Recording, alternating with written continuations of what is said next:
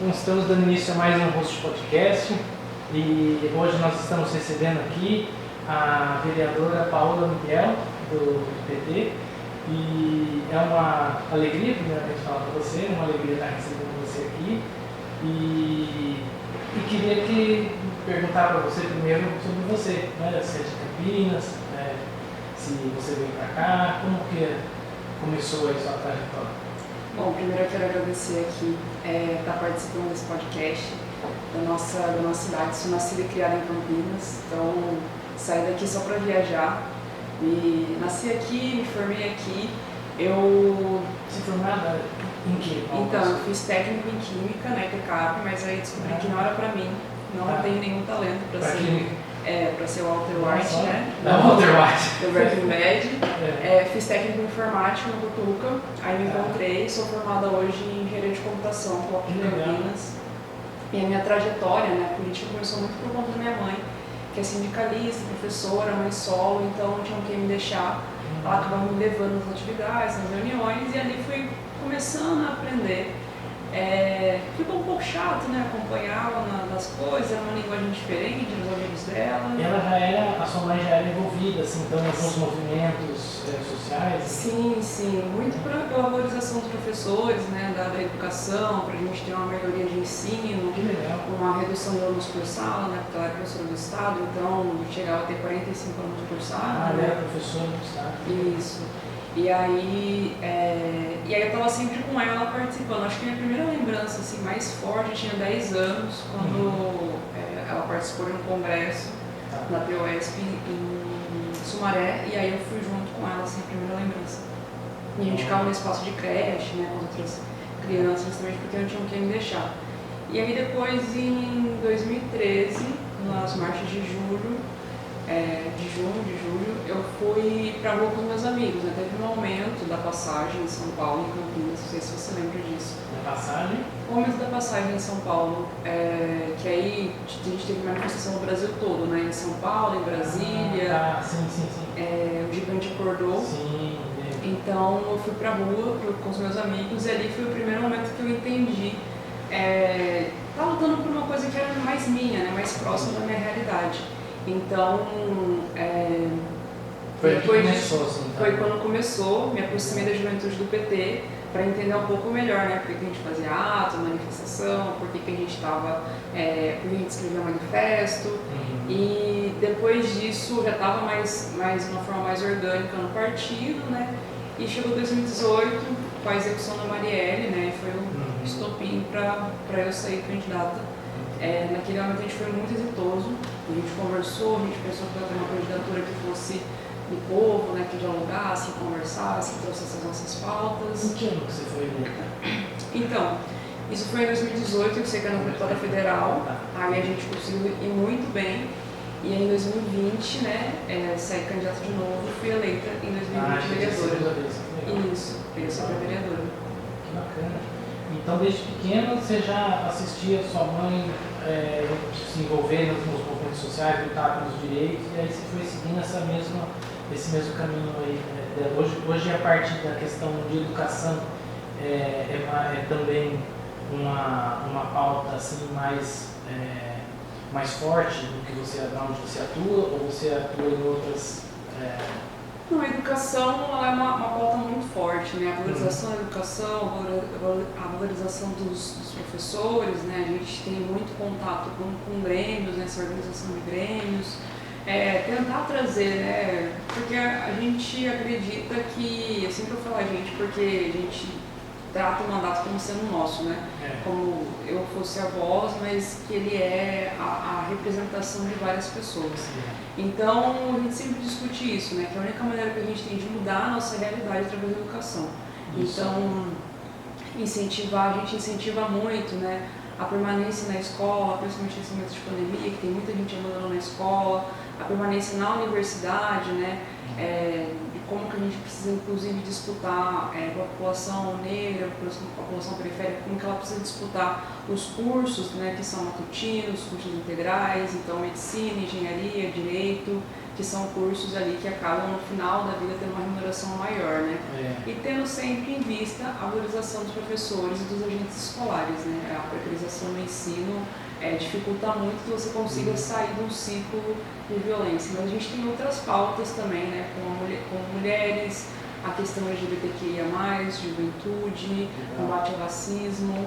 Então a gente tem discutido isso, mas a educação, sem dúvidas, é um ponto muito mais importante. Né? Tá certo. Você encontrou muitas dificuldades para conseguir chegar onde você chegou, para conseguir ser eleita? Passou por muitas dificuldades? Olha, nunca é fácil, né? Eu sempre digo que eu tive alguns privilégios na minha vida, que não deveriam ser privilégios, que deveriam ser direitos, né? Então, eu nunca tive que... Até a faculdade eu não tinha que trabalhar, né? Eu não conseguia sustentar, então isso inclusive deu a garantia que eu conseguiria terminar um curso integral, né? Fazer técnico durante o dia, então eu consegui me dedicar ao estudo. Quando coloquei meu nome para ser candidato em 2018, uma das dificuldades era justamente quando eu chegava na população, né? Então muita gente olhava assim, mas você é muito nova, você é muito jovem. Alguns achavam outros argumentos para falar que eu não podia votar em mim, né? Pelo fato de ser negra. Em 2020, né, ela estava um pouco mais velha, estava um pouco mais... já entendi um pouco melhor, né, de como que funcionava a campanha. Tive outras dificuldades, a pandemia foi uma grande dificuldade pra gente, porque não dá para acessar todo mundo através das redes sociais, de conversas virtuais, então a gente ficava entre a cruz e a espada, não podemos sair porque a pandemia está muito forte, a gente também não sabe o que vai acontecer, e também muito medo de trazer o vírus para casa, né, e contaminar os familiares. Por que a pandemia prejudicou a questão das redes sociais? Porque se a gente for olhar, né, para o nosso eleitorado, a gente tem dois tipos. Assim, a gente tem a população que a gente chama de um voto de opinião, né, que é justamente que vem através das redes sociais, então que consegue dialogar através de Facebook, Instagram, WhatsApp, mas tem uma parte da população que tem um acesso à internet muito precarizado ainda. Então eles não conseguem acompanhar, por exemplo, uma reunião de 2 horas no Zoom, né, porque a conexão é muito ruim. E a gente tem uma relação muito importante com o pessoal, por exemplo, do MST, do Marielle Vive, que é o nosso assentamento em Valinhos, aqui próximo. E eles têm uma dificuldade de acesso muito grande. Quando eu digo dificuldade de acesso, é realmente de internet, banda larga, assim. Então não consegue permanecer numa reunião de 2 horas porque a internet cai. Se for um lugar afastado, nem se tivesse o recurso também não conseguiria, porque não tem fibra, não tem nada.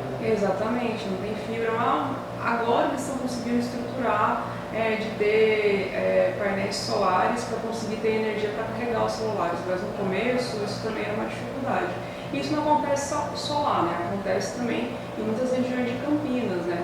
Às vezes você tem acesso só pela internet do celular, e aí você não vai gastar a banda com 2 horas de reunião, né? Assim, você pode usar isso para lazer. Então essas foram as dificuldades que a gente teve. Aqui, que nós estamos num lugar urbano, vocês disseram que foi difícil conseguir internet fibra aqui. Então, imagina fora, né? Exatamente. Na Vila União, que é onde eu moro, a fibra chegou esse ano só. Antes a internet era muito precária. Assim, a gente conseguia ter acesso à internet, mas não era para fazer um download, era... Você colocava à noite, aí no dia seguinte você pegava o que você precisava. Assim. E desde sempre você já foi assim, o PT foi sempre sua primeira escolha, ou você iniciou no outro partido, depois você foi para o PT? Desde sempre você já se identificou? Sempre foi o PT, porque eu lembro, né, de um período da minha vida, minha avó de Araraquara, então Araraquara é uma cidade muito quente, muito mais quente do que Campinas. E a gente ia pra lá e a gente não conseguia ter muitas vezes o básico, assim. E quando eu digo básico, era um sorvete na geladeira gelada, assim, porque a geladeira não segurava. E teve a redução do IPI, da linha branca, e a minha conseguiu uma geladeira nova para minha avó. E aí foi quando eu realmente comecei a entender, né, que as políticas públicas que estavam sendo pautadas pelo governo Lula naquele momento, né, estavam influenciando, não diretamente, mas indiretamente a minha vida, estavam melhorando a minha vida. Né? Então a gente conseguiu, a primeira viagem de avião foi no governo Lula, trocar vários equipamentos domésticos foi no governo Lula também, e isso me deu uma certeza de qual partido. Então assim, quando me filiei aos 17 anos, foi no PT já, Me afastei um pouco, até que um amigo meu se filiou também, começou a participar da juventude, né? O Lucas Santana, que mais tarde depois a gente criou um coletivo de mídia alternativa, né? O Bom de Mídia também. E aí ele me reaproximou do PT, né? Depois de 2013 eu voltei para o PT para poder estar ali tendo uma formação mais organizada, né? Do que era a militância, do que a gente militava, mas já tinha esse entendimento com o PT justamente pela redução de impostos que influenciaram a minha vida, poder de compra e essas coisas. Então, o que te aproximou mais do partido e fez você se identificar mais foram essas primeiras políticas sociais e também o que já estava sendo feito pelo próprio ex-presidente na época, o Lula, que colocou essas iniciativas na questão de imposto, na questão dos movimentos sociais. É isso que você mais se identificou, né? Não, foi isso, exatamente isso. E a gente está no estado de São Paulo, né? Então eu sempre vi a política de educação sendo destruída ali pelo PSDB, né? Então para mim não conhecia muitas legendas também, né? Acho que é importante ressaltar isso. Na presidência a gente estava com a FHC, né? Que é do PSDB, no estado de São Paulo a gente também estava com a FHC. E aí a gente tinha, aqui no município a gente teve o Toninho, né, como sendo o prefeito em 2001, sendo assassinado também. Eu lembro muito nitidamente assim, onde eu estava no dia que aconteceu. Você lembra do que envolveu essa questão aí do Toninho? Eu não lembro, porque eu particularmente não lembro muito bem. Eu sei que ele era o prefeito do PT e que foi assassinado. Agora nunca se chegou a descobrir, né? Como é que foi? Tem várias histórias assim de como que isso aconteceu. Tem uma história inclusive dizendo que não era para ele ter morrido, assim, que foi um acidente, que ele estava só na frente de alguns carros, mas assim, eu era bem nova nesse momento, né? Eu tinha 10 anos na época. Então eu lembro de onde eu estava quando eu recebi a notícia, porque como foi no dia 10, eu lembro que eu fui buscada na escola, né, para a amiga da minha mãe, e aí quando eu cheguei em casa, a gente estava assistindo TV Globinho, passou antes do Toninho, logo em seguida veio as Torres Gêmeas, né, que foi dia 11. Então, depois nunca mais a gente teve muitas investigações nesse caso. Tem alguns que falam que é por conta da máfia do transportes. Tem alguns foi perto do 11 de setembro? Foi dia 10 de setembro, na madrugada. Nossa, ele foi assassinado no dia 10 de setembro e no dia 11 teve as Torres Gêmeas. Exatamente. Na minha cabeça de uma criança, eu achei que era guerra civil, assim. A terceira guerra mundial já que estava acontecendo, né? Porque foi muito... abriu o plantão da Globo para mostrar o Toninho, era por isso que ele tinha sido buscado na escola, e aí logo em seguida ele acabou um assunto já via o segundo avião atingindo a torre. Então isso que ficou muito marcado na minha cabeça, assim, tipo, gente, tá acabando o mundo, né? Alguma coisa aconteceu. E você sabe sobre a investigação dessa questão? Se chegou a um consenso, uma suspeita? Chegaram suspeitos, esse suspeito está preso, mas ainda... Foi preso? Foi preso, mas ainda aquelas histórias, né? Assim, a gente não tem quem é o mandante do crime, assim, se foi um crime mesmo encomendado, a gente não tem o mandante do crime, porque foi na mesma época também do Celso Daniel. Não sei se você... Eu lembro vagamente, o nome, claro, lembro bem, agora da situação. Foi na mesma época e tentaram ver se tinha alguma ligação entre os dois crimes, né? E acabou ficando por isso mesmo. A gente teve agora 20 anos, né, na morte do Toninho, e ainda tem muitas lacunas sobre esse crime que aconteceu, né? Como realmente aconteceu, o que realmente foi. Teve um documentário agora que traz um pouco mais o relato da família, né? Mas é isso, assim, eu era bem pequena, eu lembro muito vagamente, eu lembro de duas coisas, onde eu estava quando eu recebi a notícia, e também que minha mãe trabalhava numa escola que chamava de Planalto, e aí ela foi nomeada como prefeitura da Costa Santos nessa época. E aí a Isaline foi lá para nomear a escola, e foi uma grande comoção. Isaline foi ex-prefeita aqui. Isso, que era vice, e aí ela acabou assumindo a prefeitura. Entendi. E foi perto do shopping ali, não foi? Tem até uma estátua ali, em homenagem a ele, não é? Isso, foi próximo ao shopping Iguatemi. e ele tem uma praça, né? Ele gostava muito de soltar pipa e ele tinha... por isso que está soltando pipa. Isso. Mas tem uma criança do lado. Assim, Então, ele tem uma filha, né? Mas pelo que eu sei da história do Toninho, ele era muito próximo da população, então ele era muito do povo, conversava muito, inclusive com as crianças, né? Ele era muito querido. Ele é arquiteto, né? Isso, arquiteto. Quando eu fiz faculdade de arquitetura, eu lembro dos professores falando que ele fez um bom trabalho na parte assim, de urbanização, assim, por ele justamente ele já entender de arquitetura, ele tem um conhecimento muito bom nessa área. Exatamente. Ele era muito querido, né, na cidade. Sim, ele foi, assim, todas essas histórias eu ouvi recentemente, né, não vivenciei.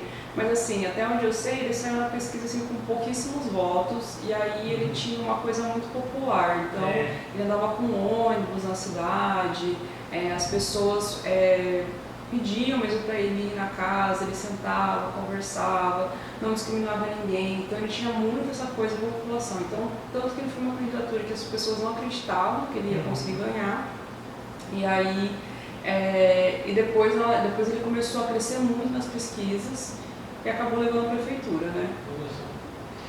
E falando agora de um outro crime, né, assim, uma situação até complicada, mas assim, você sofreu uma injúria racial recentemente, né? Isso foi uma questão bastante até discutida aí na mídia, né?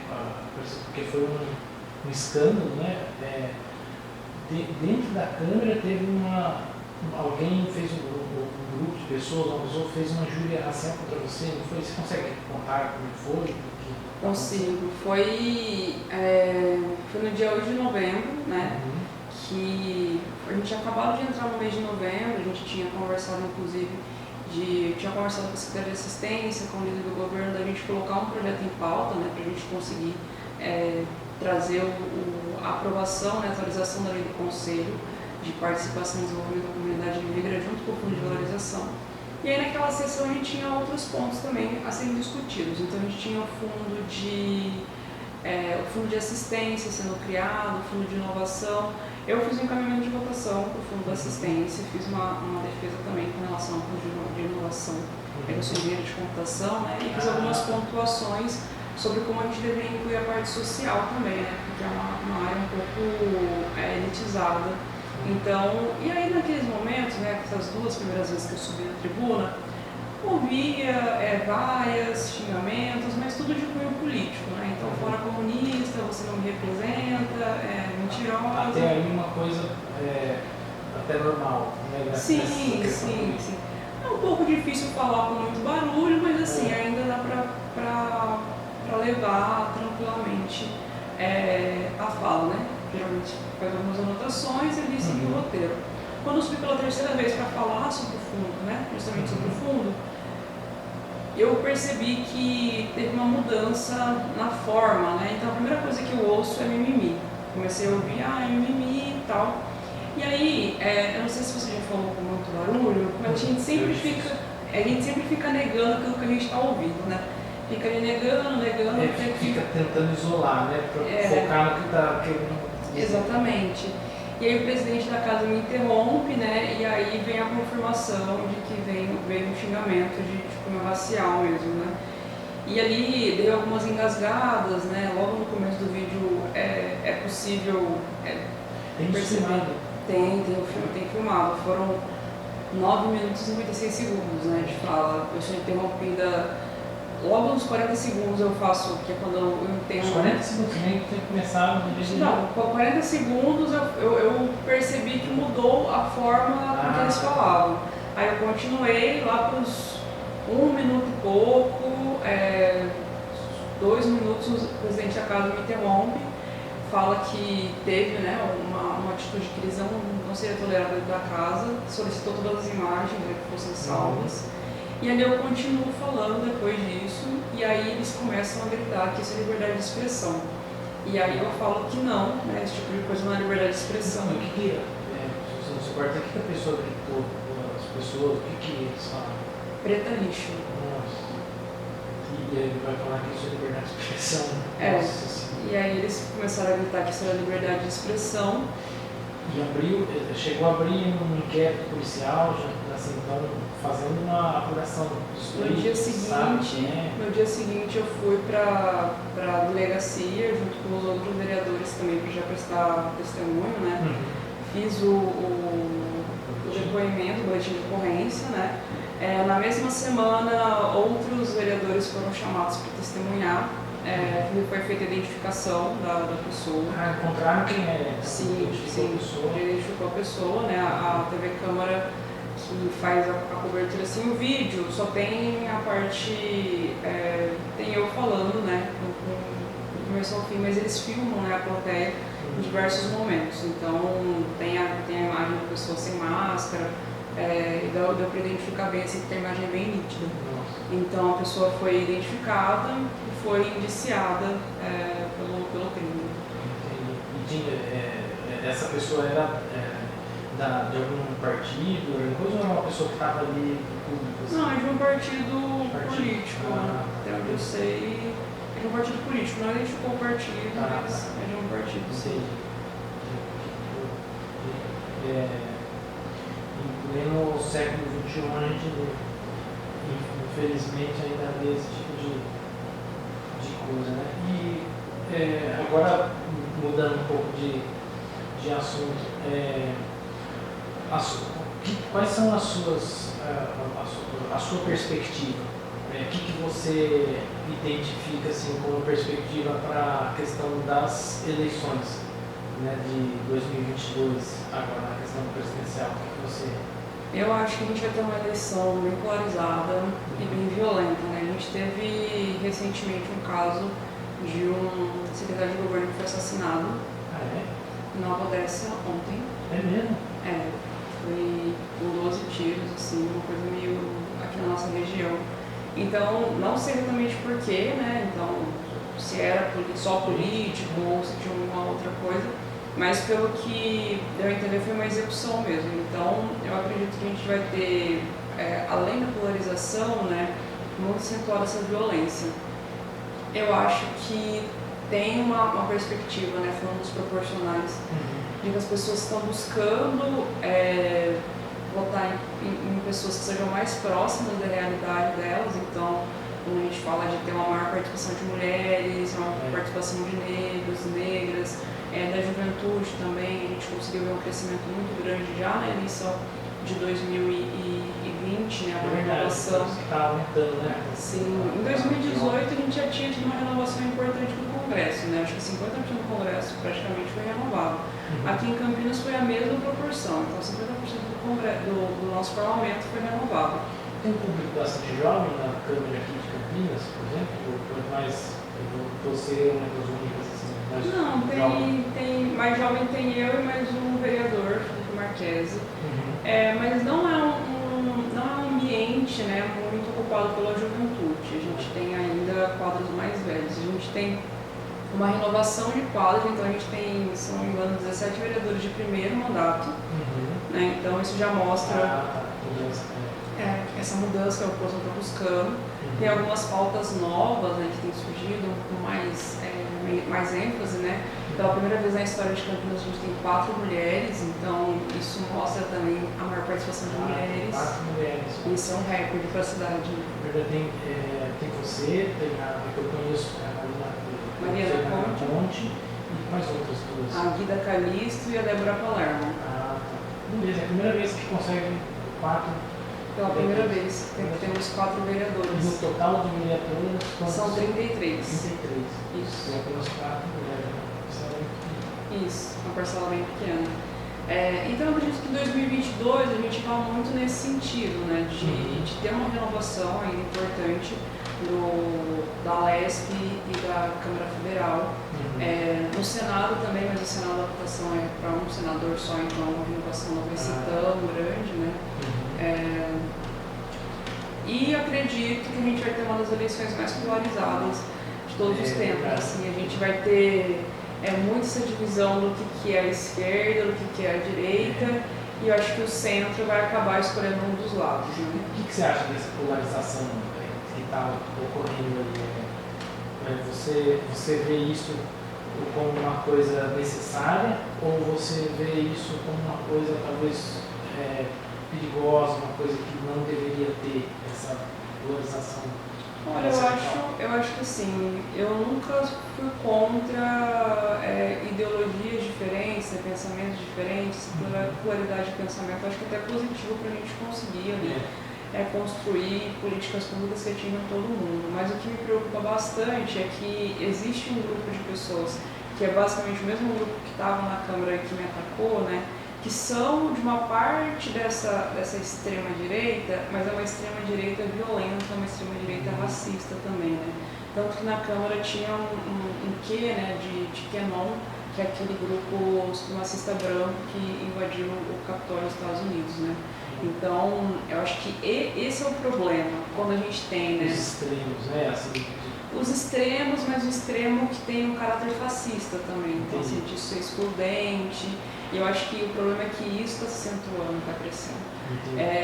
Depois, né, do que eu sofri, é importante lembrar que eu recebi solidariedade de todos os vereadores, né, praticamente todos os vereadores. O movimento de direita também mandou carta de solidariedade, alguns que estavam lá e se retiraram depois que esse tipo de coisa aconteceu. Isso é importante, né? Eu vejo isso como uma coisa muito positiva, haver essa solidariedade entre, inclusive, partidos que são opostos. Interessante. Sim, mas ainda existe um grupo de pessoas que quer descaracterizar o crime, então esse é o problema. Assim. Quando a gente tem esse tipo de polarização, né, esse tipo de divisão, isso para de ser saudável com a pluralidade de pensamento e a gente começa a ter uma agressividade. Então, essa agressividade nas ruas, que pode ir para o confronto físico, igual foi em 2016, que a gente teve uma eleição bem difícil, né? As pessoas não podiam usar a caneta vermelha na rua porque elas eram atacadas. Então tem uma polarização que até certo ponto é saudável, né? Necessária até para haver um discurso, haver um debate. Agora o problema é as extremidades, né, violentas, vamos dizer assim. Exatamente. E aí isso pode ser perigoso para o país porque a gente não constrói, né? A gente não está fomentando o debate, a gente está fomentando a violência. E isso acaba destruindo muitas coisas. Então, eu imagino que o ano que vem a gente vai ter justamente um aumento da representatividade, né, de mulheres, negros, da população LGBTQIA+, da população jovem, a renovação de alguns quadros, né, de alguns novos políticos, né, que estão surgindo por aí. E também acredito que a gente vai ter essa violência também acentuada, infelizmente. Entendi. E num assunto um pouco mais entrando nessa questão de minorias, a questão das cotas raciais, como que você considera, imagino, claro, que você acredita nisso como essencialmente necessário, né? Há pessoas que se opõem, o que você teria a dizer em relação a isso, nessa questão da necessidade de haverem as cotas raciais? Eu sempre trago um panorama histórico, né, do que a gente tem as cotas, porque as pessoas fazem um comparativo apenas no momento do vestibular. Então chegam lá duas pessoas, um negro, negra, um ser não negro, né, não negro, para disputar a vaga. Mas assim, eles não olham como que foi a vida daquela pessoa até chegar ali. Então se a gente for, por exemplo, olhar os dados que a gente tem da pandemia, cresceu muito o número de crianças que voltaram a passar fome. Então, mesmo quando essa criança vai para a escola, ela não tem a mesma disposição para conseguir absorver tudo que está sendo dado para uma criança que está bem alimentada, por exemplo. E aí já começam as diferenças. Então, isso da primeira infância. Quando a gente fala, por exemplo, no ensino fundamental um pouquinho maiores, ali, né, já na faixa acima dos 10 anos até os 15 anos. Você tem, geralmente, né, essas populações mais empobrecidas, elas estão, e aí quando eu falo empobrecida, é poder socioeconômico também, né, não só em relação à população negra, porque as cotas também são socioeconômicas. Geralmente elas têm que fazer outras funções em casa, então cuidar do irmão, ajudar no cuidar da casa, são filhos de mãe solo, ou então moram em regiões onde elas precisam ali ajudar, enquanto a criança que tem uma condição econômica, né, maior, que geralmente são essas populações negras, Ela tem já essa facilidade, ela simplesmente chega em casa, a comida está pronta, está lavada, e você tem que se dedicar ao estudo. Quando a gente fala do ensino médio, por exemplo, qual que é a diferença? Muitos dos alunos abandonavam as escolas integrais, né, as PEIs aqui do município, e vão na escola pública mesmo. Ou então saíram do período matutino e foram para o período noturno, justamente porque precisavam trabalhar para conseguir ajudar na alimentação de casa. Enquanto outras populações que têm um poder econômico maior, você não precisa fazer isso, você consegue estudar de manhã, fazer uma complementação ali num cursinho à tarde, mesmo quando você não tem renda, você consegue buscar alguns outros recursos e ficar estudando tarde e noite em casa para você se preparar para o vestibular. Então, se a gente fizer esse comparativo daquele aluno que está na escola pública, né, que tem uma condição social um pouco melhor, que geralmente são as populações não negras, contra aquele que tem uma condição social menor, que geralmente é a população negra, e negra é importante frisar que é os pardos e os pretos, né, que se concentram nas regiões periféricas. Só isso já mostra a diferença de ensino, a qualidade do ensino. Porque se você estuda à noite, até o tempo de aula é menor, além do tempo que você tem para se dedicar aos estudos, diferente quando você estuda de manhã. Por isso... Desculpa minha ignorância, assim, pardos envolve indígenas, por exemplo? Não, indígenas são indígenas, geralmente são tratados como vermelhos. Existem cotas hoje para a questão indígena? Existe também. A Unicamp abriu cotas para indígenas porque também tem esse entendimento, né? Mas quando a gente fala dos indígenas, não é simplesmente a questão socioeconômica também que eles acabam entrando, mas é pela dificuldade no ingresso. Então, por exemplo, se a gente for olhar para uma sala de medicina nas universidades públicas, né, a gente não encontra, dificilmente a gente encontra indígenas ou negros, né? A gente geralmente encontra essa população nos cursos noturnos, justamente porque eles precisam trabalhar e ajudar em casa, conseguir ter essa manutenção. E aí a gente tem uma inversão também. Quando você estuda a vida inteira em escola particular, geralmente você consegue passar na universidade pública e ter acesso a esse ensino público. E quando você estuda a vida inteira em escola pública, você acaba indo para uma universidade particular. Não é uma regra, mas assim, é o que acaba acontecendo, né? A maioria. E as cotas, ela vem justamente para tentar diminuir essas diferenças, né? Fazer essa interpretação histórica e tentar equilibrar. Então, é para ter uma maior participação de negros e indígenas nos cursos de medicina, de engenharia, nos cursos matutinos. A Unicamp, por exemplo, ela teve um momento que ela tinha um maior número de alunos negros do que não negros. Só que aí, se a gente for olhar para onde eles estão inseridos, eles estavam justamente nos cursos noturnos. E assim, ter o acesso ao diploma garante muitas coisas, garante inclusive a sua sobrevivência no futuro. Só que qual é a diferença dos cursos noturnos para os cursos diurnos integrais? A remuneração no futuro. Então, à noite você tem curso de matemática, pedagogia, letras, ciências sociais, que são cursos, né, depois que você está formado, de menor remuneração. Diferente dos cursos de medicina, de engenharia e outros cursos que são um período integral, porque falando um pouco da grade da PUC, né, a arquitetura é um curso integral de verdade, assim, você vai ter manhã, tarde, noite, aula, e que são cursos de maior remuneração no futuro. Isso, assim, é claro que tem detalhes, então, assim, não é porque você fez um curso noturno que você vai ter uma alta remuneração no futuro. Mas, assim, no modo geral, quando a gente fala de mercado, de valorização, né, os professores são super precarizados e mal valorizados. Você começa a ser valorizado a partir do momento que você começa a dar aula em universidades, aí você precisa continuar a sua educação, né, com mestrado, doutorado, especialização. Então, as cotas são para tentar diminuir essa diferença, né, principalmente quando a gente fala de futuro. Entendi. Há quem diga que essa questão de... Estou pondo um parecer contrário para a gente fazer um debate. Há quem diga, por exemplo, que as cotas, o que o pessoal fala bastante, é que dividiria. Existiria um segregacionismo, assim, na questão de separar. Isso não faz sentido. Tem alguns argumentos, né? Tem argumentos que você está diminuindo a qualidade do ensino, mas isso não é verdade, porque na hora que você entra na universidade, você recebe a mesma formação. Quando você vem através de Todos cota, participam das mesmas aulas. as mesmas aulas, então isso não é o caso. Tem, por exemplo, falando que vão diminuir a nota das pessoas que entram, mas assim, a gente tem dados, por exemplo, de curso de medicina, onde todos os alunos tiveram que atingir a nota máxima. Mas não tem isso, né? Da nota. Bom, o que eu saiba é só na questão do ingresso mesmo, né? Na questão Mas ele te dá alguns vestibulares que te dão alguns pontos a mais. Tá. Então você tem que atingir a nota máxima, ter mais os pontos para conseguir geralmente entrar, que aconteceu na Universidade do Rio de Janeiro. Mas vestibular. No vestibular. Entendi. Não digo assim, por exemplo, as provas, não. Né? As provas são iguais. São iguais, ou seja, né? A formação seria... Sim, exatamente. Não é essas pessoas que falam que vai criar uma segregação, né? Na verdade, isso não acontece, porque assim, se a gente está falando, né, se mesmo com as cotas a gente ainda não consegue encontrar médicos negros trabalhando nos postos de saúde, então está segregando como?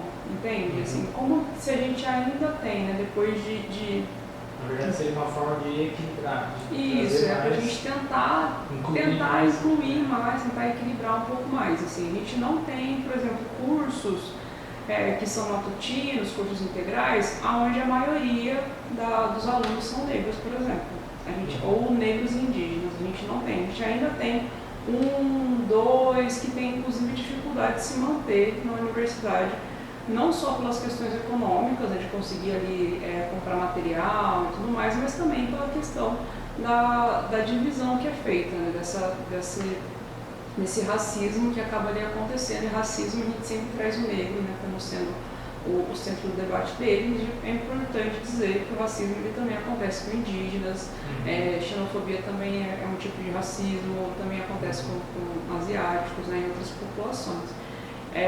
Então, assim, é muito difícil a gente ainda ter as universidades, né, tendo a maioria negra. E na pandemia, o que a gente percebeu é que aqueles que mais trancaram e que abandonaram, tiveram mais dificuldade na permanência na universidade, são justamente os negros. Então, esse ano a gente tem, o ano que vem, a gente tem a finalização das cotas, porque ela era um período histórico para tentar fazer essa retratação, porque não é uma política permanente, é uma política temporária, transitória, para a gente conseguir equilibrar um pouco melhor. Sim, entendi. Isso é importante ressaltar. Então, a política das cotas raciais é até se ter um equilíbrio. Depois de ter um equilíbrio, não é mais necessário. Mas a gente não conseguiu ter esse equilíbrio ainda, né? E também é importante dizer que muitas das leis que foram criadas após 1888, quando os negros deixaram de ser escravizados, foram proibicionistas. Então, inclusive, o acesso às escolas era proibido. Então, assim, a gente ainda tem muitos... a minha avó, por exemplo, era analfabeta porque não conseguia ter acesso à escola, ele começou a trabalhar muito cedo. E aí, que é justamente esse resquício dessa política. Então, assim, a gente ainda tem muitas famílias com a sua grande maioria negra que tem um ensino ainda muito abaixo. Então, assim, quando a gente quando as cotas foram criadas, muitas pessoas foram as primeiras das suas famílias a terem acesso a um diploma universitário.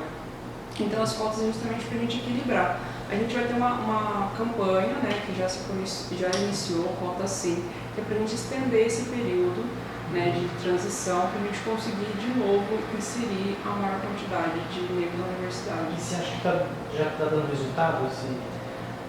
Olha, muito mais lento do que eu gostaria, né? A gente tem alguns resultados, sim. Por exemplo, a gente tem alguns nomes agora importantes, como a Thelma, que ganhou o BBB, né, que é médica.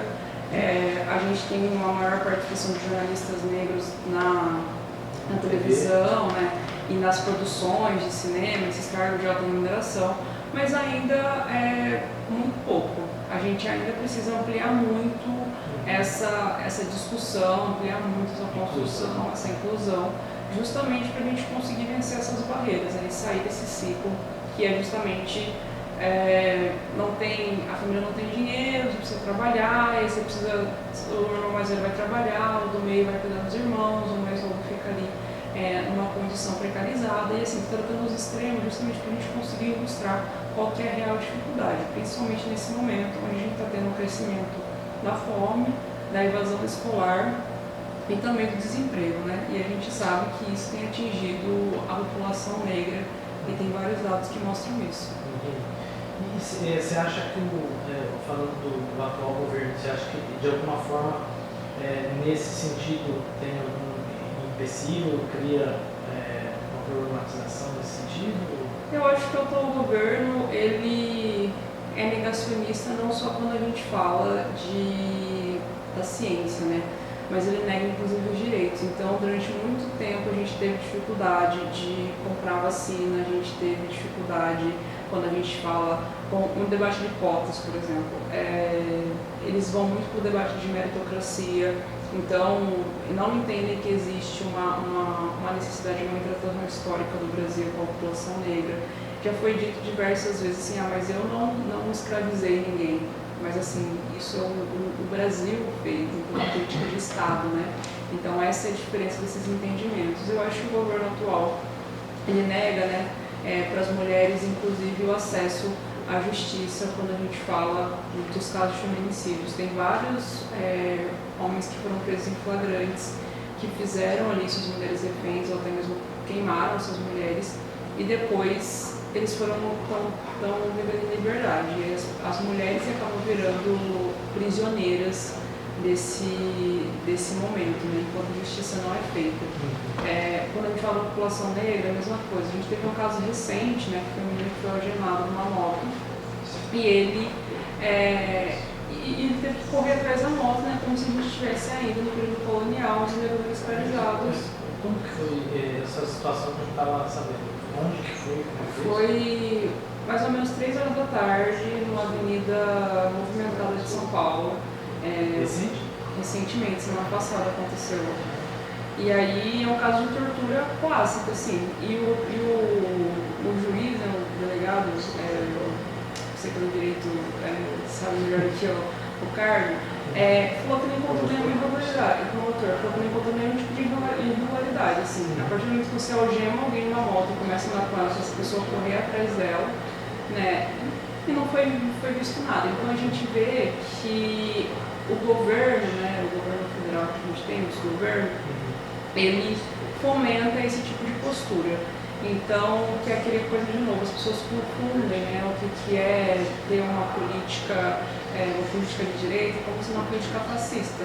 Então, entender que as populações mais vulneráveis são culpadas por alguns crimes. Tem o caso do menino da bicicleta do Rio de Janeiro, que ele foi acusado injustamente de ter ter roubado a bicicleta, né? Porque uma menina não negra viu uma bicicleta parecida com a dela, tinha sido roubada, um menino negro acusou ele. E aí, a partir do momento que isso foi identificado, ao invés da polícia criminalizar ela, começaram a pedir para ele a nota fiscal. Tudo bem, quando ele mostrou a nota, perguntou como ele tinha. Não era no final? Não, era dele, assim, ele tinha comprado.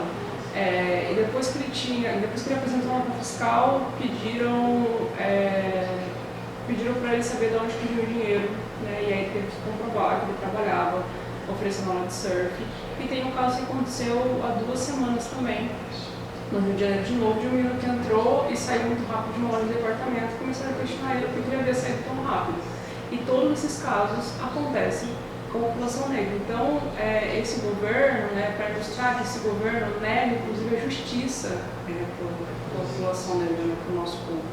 Porque acaba fomentando essa ideia, né, desse fascismo, de que nós não temos nem esse direito à justiça. Você tem você tem uma expectativa de que o Lula pode conseguir ganhar para 2022? O que você acha? Eu acredito que sim, eu acredito que a gente está caminhando pelo que as pesquisas indicam, né? A gente tem uma ampla diferença aí contra todos os outros candidatos. Então, contra o próprio Bolsonaro, que apresentou uma política econômica, inclusive, que não tem favorecido a direita, né, os grandes empresários, e tem complicado ainda mais e precarizado ainda mais esses abismos sociais quando a gente fala da população mais periférica, mais vulnerável, Quando a gente fala do Moro também, né, que foi comprovado, tem a figura do Moro que tem aparecido forte como sendo terceira via, mas também existe muito debate de que, e depois tem a comprovação de que ele foi um dos que, ele foi o juiz, mas ele também foi acusador, então ele que ali articulou muito para que as provas aparecessem, né, mas ele na condição de juiz, isso mostra a parcialidade dele. Tem o Eduardo Leite, que é de Porto Alegre, que é do Sul, né, que é o prefeito doSul, mas Rio Grande do Sul, mas ele acabou de perder as prévias. É o governador do Rio Grande do Sul? Acho que é o governador do Rio Grande do Sul, que é gay, é mais jovem, mas acabou de perder as prévias para o João Dória, que é do estado de São Paulo. E tem o Dória, que ganhou as prévias, né, que provavelmente vai ser o candidato, mas pelo que eu vi em pesquisas ele não está tão bem assim para conseguir bater. Então assim, o Lula estava ganhando praticamente no primeiro turno de todos os candidatos. E o Ciro, você acha que vai tentar? Eu acho que o Ciro vai tentar, acho que o Ciro... Não vai dividir a esquerda? Eu acho que não, eu acho que o Ciro, ele tomou uma postura muito equivocada nos últimos tempos, de querer crescer, atacar todos os lados, que é isso, né? Começou a tirar para todos os lados. Então isso mostra muito que também a ideia dele não é de construir um Brasil, mas sim de ter o poder de estar na presidência, assim, não está muito a fim de dialogar com nenhum dos lados, assim, todo mundo é ruim, isso aí é bom. E o Amoedo, será que vai? Eu acho que o Amoedo, ele estava pelo Novo na última? Eu posso estar enganado. João Amoedo? Porque eu sei que o Novo tem candidato agora, mas não é o João Amoedo. Posso estar enganado. Mas até onde eu sei, eles estão tentando construir alianças ainda. Eles têm candidatura eles definiram um nome, mas se eles conseguirem construir uma aliança com alguém, eles provavelmente vão se juntar, né? Federar com alguém. Entendi. Eu posso ler algumas perguntas aqui que o pessoal passou? Tem uma pergunta aqui da Lucilene, aqui de Campinas, ela é da EAJU. E ela está perguntando assim, quais são as pautas que ela vem desenvolvendo sobre as juventudes? Então, a gente tem trabalhado muito indiretamente com a juventude, né? A gente trouxe muita questão da questão do poder econômico, né? Então de emprego, primeiro emprego, de como que a gente pode fomentar isso, mas sem ser daquela maneira precarizada que o governo Bolsonaro está trazendo, né? De realmente ter acesso a um emprego de qualidade, que ainda é a possibilidade de estudar, porque a gente sabe que a realidade dessa juventude que busca emprego é que ela precisa viver em casa. Não é que ela está indo trabalhar porque ela quer ganhar dinheiro, mas ela está indo trabalhar porque é uma necessidade. Hoje praticamente é uma questão de sobrevivência, né? Exatamente. Principalmente a questão da pandemia. Exatamente, uma questão de sobrevivência. E aí qual é o problema? O governo federal aprovou uma lei que trata esse jovem como se ele fosse menos do que o estagiário. Então não tem direito a férias, nem a FGTS, e nada disso. Então a gente construiu algumas ideias de realmente fomentar esse primeiro emprego, né? Melhorias trabalhistas? Isso, com garantias trabalhistas, né? Porque melhorias trabalhistas está muito longe da realidade agora.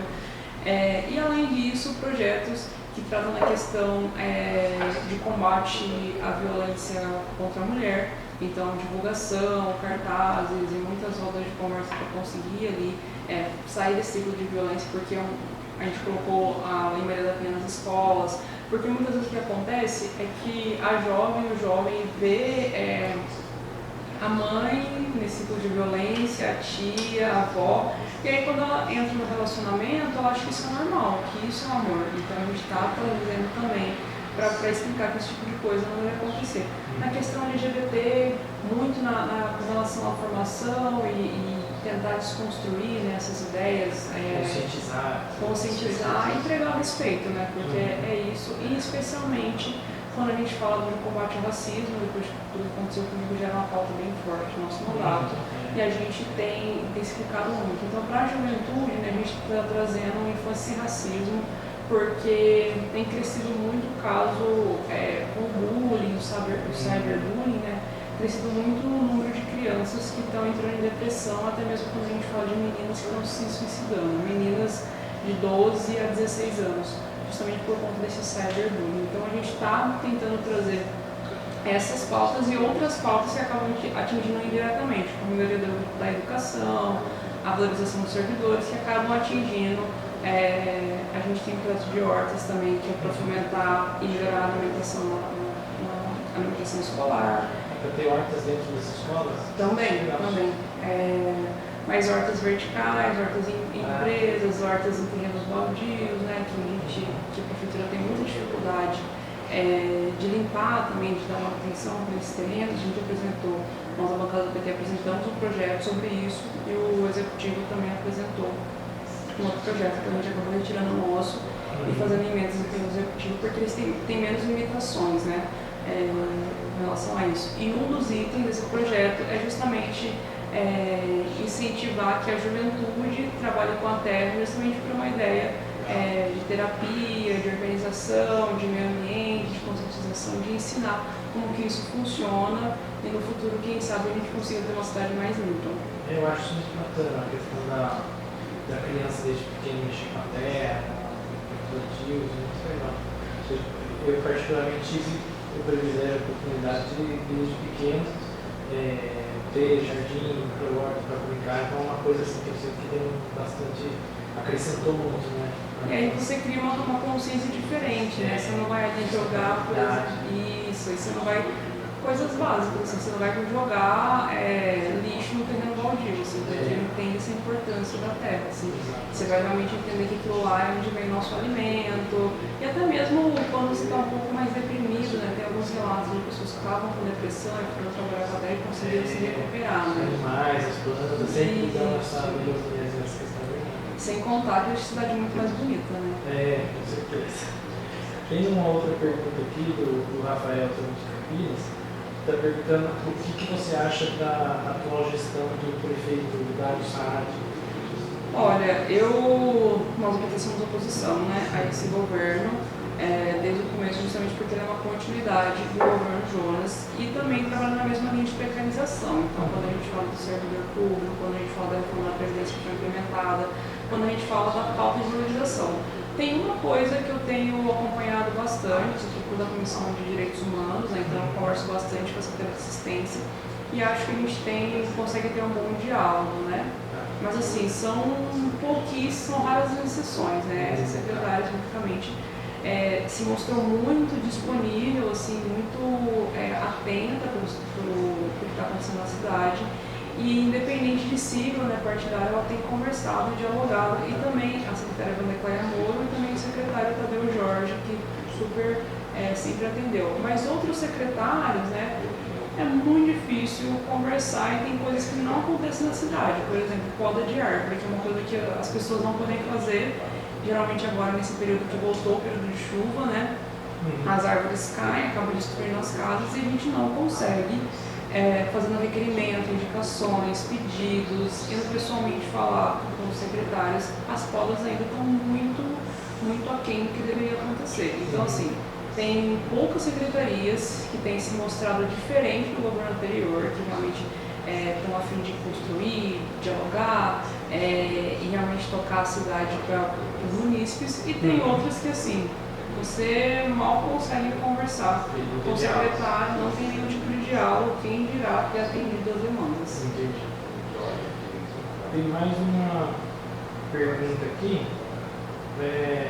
Só para complementar essa daqui, a gente teve, né, a atualização da lei do Conselho de Desenvolvimento da Participação da Comunidade Negra e o Fundo de Valorização que foi sancionado mês passado, né, no dia 30. Então a gente vê que assim, algumas políticas elas avançaram, mas outras políticas, quando a gente fala de valorização de servidores, estão estagnadas ou até retrocederam. Entendi. Tem uma pergunta aqui, Bruno de Campinas, está perguntando, está pedindo para você falar sobre o troféu Raça Negra. Você recebeu, você contar. Sim, eu tive o privilégio, né, tive a grande honra de receber o Troféu Raça Negra no dia 21 de novembro. E assim, a gente mantém em casa, né? Porque a gente sempre fica imaginando o que é o Oscar, né? Então, o que você falaria, o que você diria?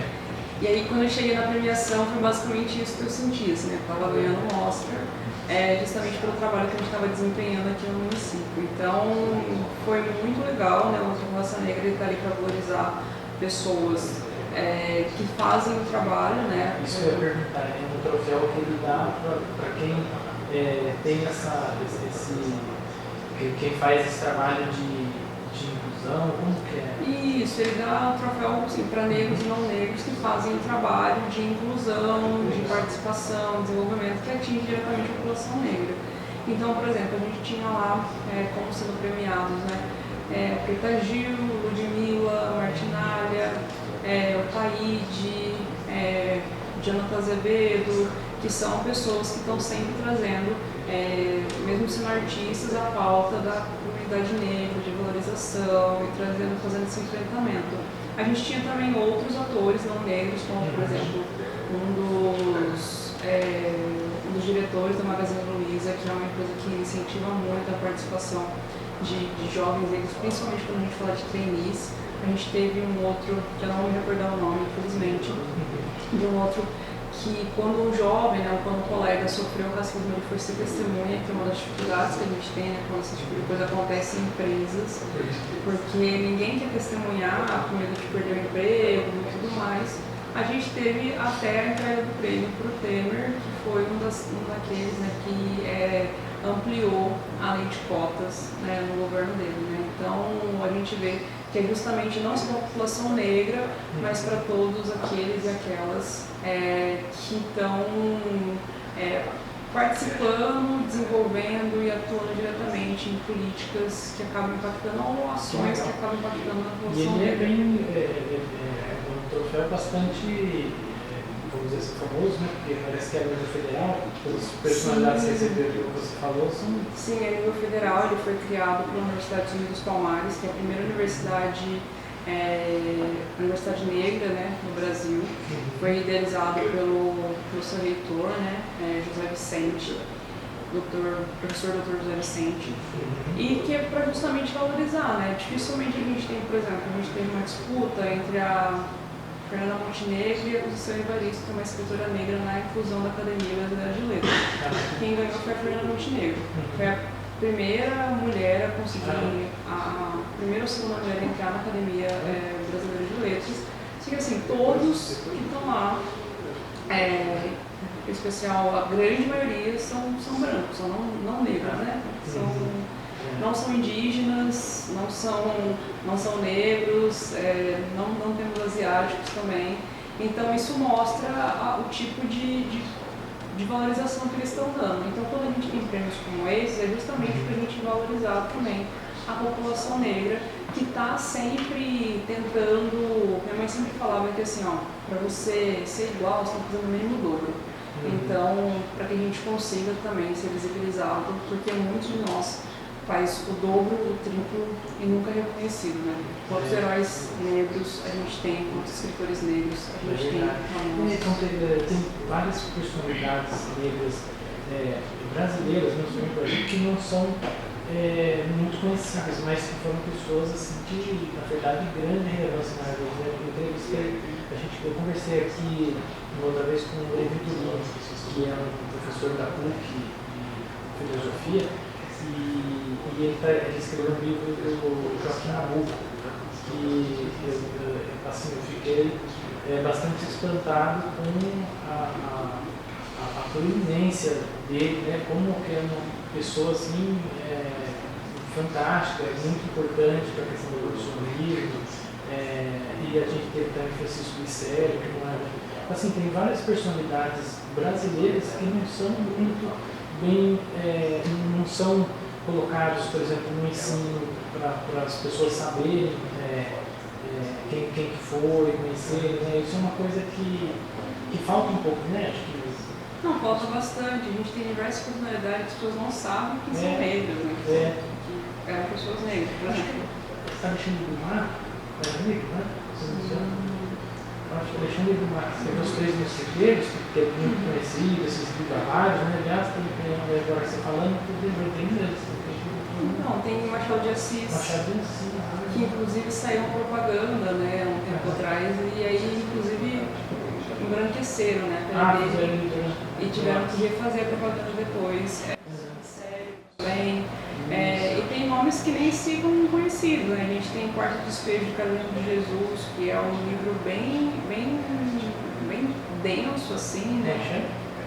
Quarto Despejo, Carolina de Jesus. Que tem até, inclusive, quando ela escreveu, tem alguns erros de grafia, inclusive, quando eu compartilho com a época, né? E traz muito essa ideia do que era, né, esse período após 1888, né, essa falta de educação, falta de educação no sentido de enquanto instituição, né, que você não podia acessar a escola.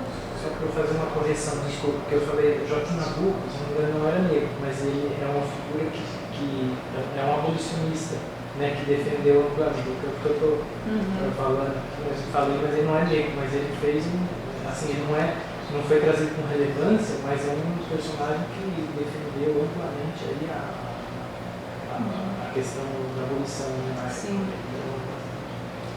E aí a gente tem diversas personalidades que foram ao longo da história apagadas, assim, né? Ou então quando elas têm uma relevância muito grande, elas são embranquecidas. Então a gente não sabe qual era realmente a cor dessas pessoas, né? A gente não sabe que isso são pessoas, a gente sempre lembra dos mesmos nomes, né? Que a gente precisa frisar, que é Zumbi, Dandara, Teresa de Benguela, e outras personalidades, mas a gente não traz, por exemplo, os escritores, como Conceição Evaristo, Jesus, Machado de Assis. Até Jesus tem uma discussão que ele pode ter sido negro, né? Sim, porque... Na região da África, então, assim, tem uma possibilidade. Uma grande possibilidade de ter sido ao menos pardo. Porque assim, imagina aquela região, é uma região de muito sol, né? Muito quente, né? Se fosse discussões, se fosse loiro, de olhos azuis, cabelo liso, primeiro que assim, seria muito fácil identificá-lo no meio de uma população que não tinha essa característica, e segundo que muito provavelmente ao longo da vida dele também teria escurecido por conta do sol, né? Então há essa discussão também sobre isso, né? De que o eurocentrismo, né, quando trouxe essa imagem, quando a gente comentou aqui a igreja, né, fica ali concentrada no Vaticano, em Roma, tem embranquecido essa ideia justamente para ser mais ou menos os iguais ali da igreja, né? A gente já está encerrando, mas só uma última pergunta para você. Quais que são as suas pautas assim, para você continuar ali o seu mandato e para a próxima, o que você tem planejado aí para proporcionar isso a Campinas? Olha, esse primeiro ano, confesso que foi uma quebra de expectativa, né? Toda vez que a gente chega na Câmara, a gente tem uma ideia de que a gente vai conseguir propor, aprovar, e aí a gente impacta na burocracia. Então, leva tempo, não é tão rápido. Até mesmo as pessoas, quando chegam para a gente, dizem, você pode protocolar um projeto hoje, vai entrar na pauta amanhã, assim, gente. Não é assim que as coisas funcionam. Então, a gente teve essa quebra de expectativa, né, com relação à Câmara e tudo mais. Para o ano que vem a gente quer ampliar um pouco mais o debate, então a gente está fazendo a construção pela Subcomissão de Direitos Humanos, a construção do Plano Municipal de Direitos Humanos que Campinas não tem ainda para conseguir trazer todas as populações, as discussões, né? Também ampliar a discussão dentro da Comissão de Direitos Humanos para a gente conseguir avançar muito nos debates territorialmente, né? Porque a gente fez as populações, mulheres, juventude, negros e negras, a população LGBTQIA+, tentar ampliar um pouco mais, mas focar um pouco mais nos territórios. Então, por exemplo, para o pessoal do Campo Belo, quais são as necessidades dele, do Campo Grande, do Rio Verde. Então, conhecer um pouco isso, exatamente. E trazer projetos, assim, as nossas ideias de projetos sempre são muito colaborativos. Então, às vezes surgem muitos projetos das redes sociais, ver também como que a pandemia, se ela vai se acentuar ou não, né, de novo, que é uma incerteza, né, e talvez, né, provavelmente tentar colocar meu nome à disposição, né, mais uma vez, para a gente conseguir fazer um debate sobre a segurança pública, que tem inclusive segurança pública, acesso à justiça, e essa questão do combate ao racismo mais institucionalizado, justamente porque, como eu trouxe aqui, a gente tem um retrocesso nas pautas, né? Então, a população negra está tendo muita dificuldade. E quando a população negra, a população periférica, a população socioeconomicamente prejudicada pelo nosso governo, ela tendo dificuldade de ter acesso ao básico, né? Educação, saúde, comunicação,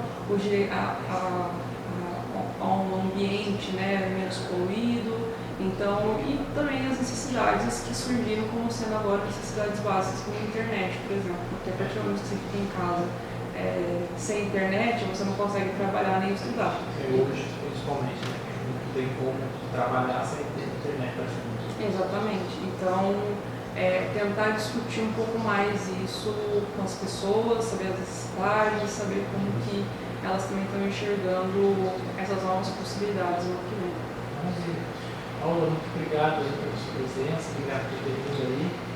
E uma próxima vez aí, quem sabe a gente consegue trazer mais uma vez você aqui para colocar novamente aí as suas posições e muito sucesso na sua carreira. Muito obrigado. Imagina, eu agradeço mais uma vez, me convidem sempre que vocês quiserem, puderem, estou à disposição.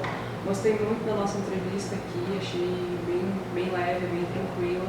Então, sempre que vocês precisarem, eu sempre digo que dúvidas, sugestões, críticas, podem me chamar, vamos conversar, vamos debater, vamos entender. Gratidão. Muito obrigado.